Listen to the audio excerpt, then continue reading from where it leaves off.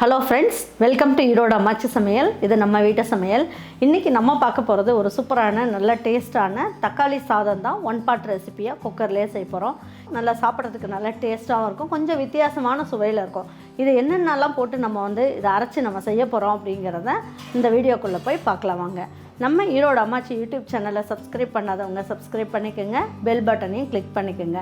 நம்ம ஈரோடு அம்மாச்சி மசாலாவில் 28 பொடி வகைகள் இருக்குது. சத்து மாவு வகைகளும், இன்ஸ்டன்ட் பொடி வகைகளும், மசாலா பொடி வகைகளும், குருணை பெருங்காயம், கட்டி பெருங்காயம், தாளிப்பு வெங்காய வடகமும் நம்மக்கிட்ட கிடைக்கிது. இது வேணும்னு நினச்சிங்கன்னா இதோட டீட்டெயில்ஸ் நான் டிஸ்கிரிப்ஷன் பாக்ஸில் கொடுக்குறேன், ஆர்டர் பண்ணிவிட்டு வாங்கிக்கோங்க. நிறைய பேர் வாங்கிட்டு ரொம்ப நல்லாயிருக்கு அப்படின்ட்டு கமெண்ட் பாக்ஸ்லேயும் சொல்லியிருக்கீங்க. அதே வாட்ஸ்அப்லேயும் எனக்கு சொல்கிறீங்க. எனக்கு ரொம்ப சந்தோஷமாக இருக்குது. இவ்வளவு ஆதரவு கொடுக்குறவங்க எல்லாருக்கும் என்னுடைய நன்றி. வாங்க ஒரு சுவையான நல்ல டேஸ்டான தக்காளி சாதம் எப்படி செய்யலான்றதை வீடியோக்குள்ளே போய் பார்ப்போம். இன்றைக்கி நம்ம 1/2 கிலோ அளவுக்கு அரிசி எடுத்துருக்கோம். ஜீரக சம்பா அரிசியை வச்சு தான் நம்ம செய்ய போகிறோம். அதுக்கு ஒரே ஒரு பச்சை மிளகாய் போட்டுக்கலாம். ஒரு 4 சின்ன வெங்காயம் எடுத்துக்கோங்க அரைக்கிறதுக்கு. இதுலேயே 4 இன்ச்சு அளவுக்கு இஞ்சி எடுத்துக்கோங்க. இதுலேயே ஒரு கைப்பிடி அளவுக்கு பூண்டு கொஞ்சம் தாராளமாக போட்டுக்கலாம், நல்லாயிருக்கும் பூண்டு ஜாஸ்தி போடும் போது. இதில் 2 முந்திரி பருப்பு, கல்பாசி ஒரு சின்ன பீஸ் போட்டுக்கலாம். இதுலேயே பட்டை ஒரு 2 பட்டை இதில் போட்டுட்டு தாளிக்கிறதுக்கு ஒரு பட்டை எடுத்து வச்சுக்குவோம். இதுலேயே நம்ம என்ன பண்ணுவோம், 4 ஏலக்காய் எடுத்து வச்சுருக்கேன். கிராம்பு ஒரு 3 அரைக்கிறதுக்கு போட்டுக்கலாம். இதுலேயே சோம்பு நம்ம இதில் சேர்த்துக்குவோம் அரைக்கிறதுக்கு. கொஞ்சமாக புதினா இலை கொஞ்சமாக சேர்த்துக்கலாம். இதுலேயே கொஞ்சமாக கொத்தமல்லி இலையை சேர்த்துக்கலாம். இப்போ இதை பல்ஸில் போட்டுட்டு கொஞ்சமாக தண்ணி ஊற்றி நல்லா நைஸாக அரைச்சிடலாம். 2 டேபிள் ஸ்பூன் அளவுக்கு நல்லெண்ணெய் ஊற்றிக்குவோம். இதுலேயே 3 ஸ்பூன் அளவுக்கு கடலெண்ணெய் ஊற்றிக்கலாம். ஒரே ஒரு பீஸ் அளவுக்கு பட்டை எடுத்துக்குவோம். பிரியாணி இலை 1 போட்டுக்குவோம். இதை ஸ்டார் பூ இருக்கு இல்லைங்களா, அது ஒரு 5 கிராம்பு போட்டுக்கலாம். இதுக்கு என்ன பண்ணலாம், 2 இனுக்கு அளவுக்கு கருவேப்பிலை போட்டுக்கலாம். இதுலேயே கொஞ்சமாக புதினா இலை போட்டுக்குவோம், நல்ல மணமாக இருக்கும், அதுக்காக இந்த ஸ்டேஜ்லேயே போட்டுக்கலாம்.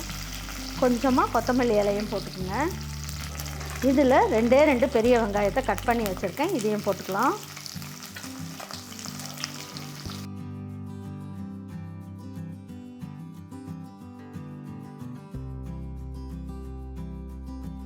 கொஞ்சமாக மஞ்சள் தூள் சேர்த்துக்குவோம். தக்காளி சாதத்துக்கு தேவையான அளவுக்கு நம்ம உப்பு சேர்த்துக்கலாம். நான் 1/2 கிலோ அளவுக்கு ஜீரக சம்பாவை 1/2 மணி நேரம் ஊற வச்சுருக்கேன்.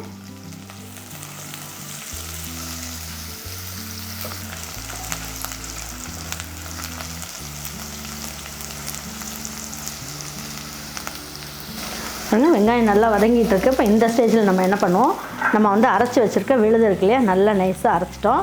இதையும் இதில் சேர்த்துடலாம்.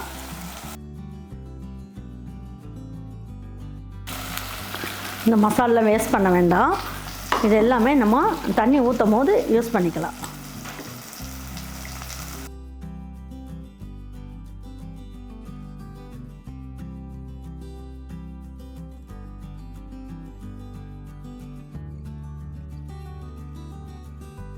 டீஸ்பூனில் 1 ஸ்பூன் அளவுக்கு ரெட் சில்லி பவுடர் சேர்த்துக்கலாம்.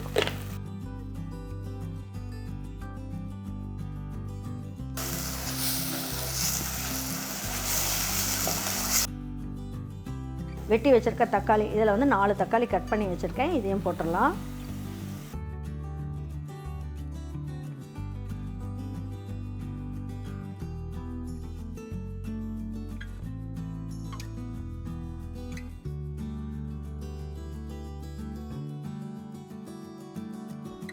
இப்போ இதில் 1 ஸ்பூன் மட்டும் தண்ணி ஊற்றிக்கலாம். ஏன்னா இந்த மாதிரி மசாலா எல்லாமே கீழே ஒட்டிக்கிட்டு வருது இல்லையா, கொஞ்சம் லேசாக தண்ணி ஊற்றும் போது என்னாகும், நமக்கு அடி பிடிக்காமல் நல்லா வதங்கும் தக்காளி.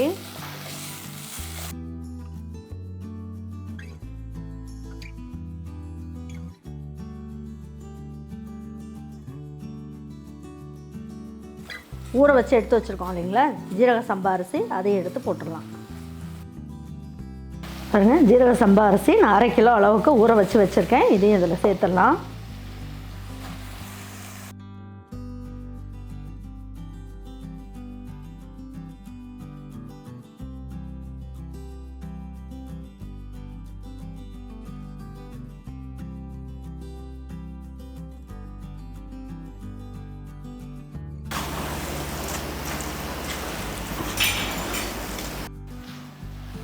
இந்த அளவுக்கு நல்லா கலந்து விட்டுட்டோம். இப்போ வந்து எனக்கு 1/2 கிலோ அரிசி அப்படிங்கிறது வந்து எந்த அளவுக்கு வந்ததுன்னா, இந்த கோடு இருக்கு இல்லையா, இந்த கோடு அளவுக்கு வந்தது.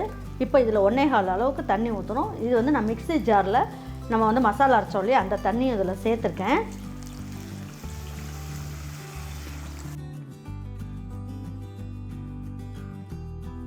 பாருங்க, 1/4 கப் அளவுக்கு நம்ம அதை ஊற்றிக்குவோம்.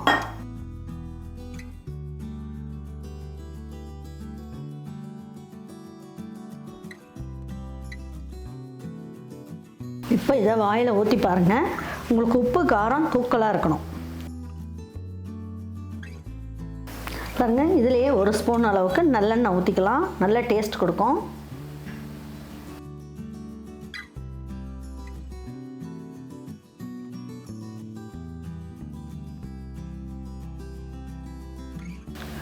பாருங்கள், குக்கர் மூடி வச்சுருவோம். பாருங்கள், இப்போ இது வந்து ஒரு விசில் வந்ததுக்கப்புறம் 3 நிமிஷம் ஸ்லோ ஃப்ளேமில் வச்சிட்டோம் அப்படின்னா நல்லாயிருக்கும். அதுக்கப்புறம் என்னெல்லாம் சேர்க்கலாங்கிறத அப்புறமா பார்ப்போம். பாருங்கள், இப்போ எடுத்து பார்க்கலாம் எப்படி இருக்குன்ட்டு.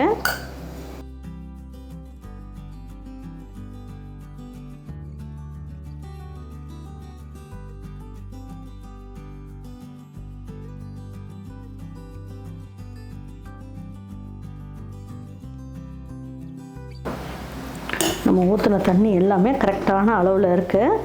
நல்லா ஒரு வாட்டி மிக்ஸ் பண்ணி விட்டுட்டிங்க அப்படின்னா உங்களுக்கு வந்து நல்லாயிருக்கும். நல்லா தம் போட்ட மாதிரி சூப்பராக இருக்கும்.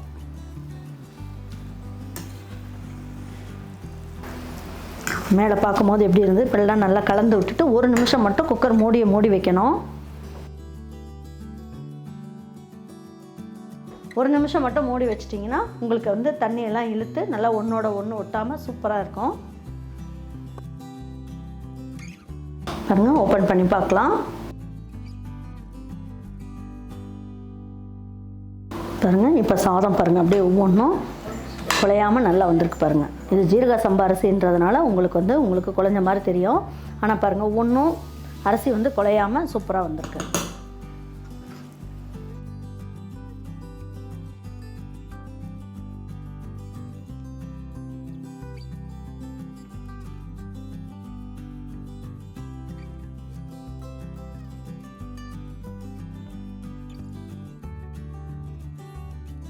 பாருங்கள், இன்றைக்கி வந்து ஒரு ஜீரக சம்பா அரிசியை வச்சுட்டு நல்ல டேஸ்ட்டான சூப்பரான தக்காளி சாதம் 1 பாட் ரெசிப்பியாக செஞ்சுருக்கோம். இது லஞ்ச் பாக்ஸுக்கு கொடுத்து அனுப்புறதுக்கும் சரி, இல்லை ஆஃபீஸ்க்கெல்லாம் கட்டிட்டு போகிறதுக்கு, நம்ம வீட்டில் இருக்கவங்க சாப்பிட்றதுக்கு, குழம்பு ரசம்லாம் வைக்கிறதுக்கு நமக்கு முடியலன்றதுக்கு டக்குன்னு இந்த தக்காளி சாதத்தை செஞ்சிடலாம். நல்ல டேஸ்ட்டாக இருக்கும். நான் சொன்ன மாதிரி நீங்கள் எல்லாமே அரைச்சி போட்டு செஞ்சு பாருங்கள்.